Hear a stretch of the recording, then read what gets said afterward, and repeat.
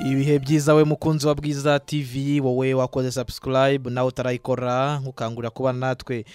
General Kayihura agiye gusubizwa mu rukiko. Igisirikare cya Uganda cyashimangiye ko ibirego bishinjwa wahoze ari umukuru w'igipolisi General Kayihura bigihari, ngo naho yarekuwe by'agateganyo muri Kanama akaba akurikiranwe ibyaha bibiri byo kunanirwa kurinda ibikoresho bya gisirikare no kugira uruhare mu ishimutwa no gusubiza iwabo mu buryo bunyuranyijwe n'amategeko abanyarwanda n'abagande bava muri Uganda hagati ya 2012. Amakuru yaturukaga mu rukiko rukuru rwa gisirikare rwa Makirye cyangwa se Makinye kuri uyu wa kane avuga ko nta kirego na kimwe mu bishinjwa Kayihura byavanweho.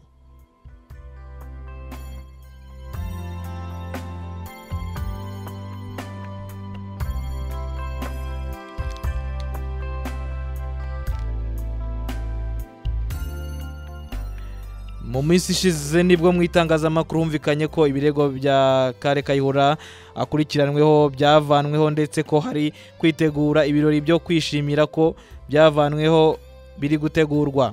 Nyamara urukiko kuri uyu wa kane tariki ya 20 Ukuboza nkuko iyi nkuru dukesha bwiza.com ivuga, ikomeza ivuga ko Major John Bizimana umwanditsi w'urukiko rukuru rwa gisirikare yavuze ko nabo bumvise izo nkuha mu itangazamakuru, ariko avuga ko ubushinjacyaha ntacyo buzi kuri icyo gitekerezo cyangwa icyemezo cyo guhagarika ibirego biregwa General Kayihura.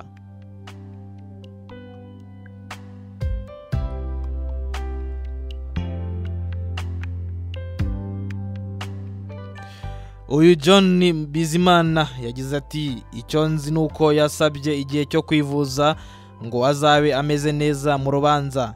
Yongeyeho kandi ko kuri ubu urukiko rwa gisirikare rwabaye rufunze imiryango mu bihe by'iminsi mikuru, ariko gahunda yo kugaruka mu rukiko kwa Kayihura izategurwa mu ntangiriro z'umwaka utaha wa 2019.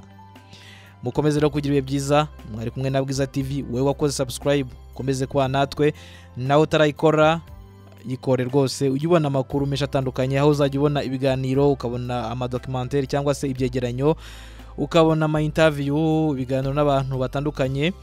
Rwose nawe ibyiza ibyo wifuza byose watwandikira cyangwa se waduhamagara tukakugezaho inkuru wumva ukeneye kugezwaho na Bwiza TV.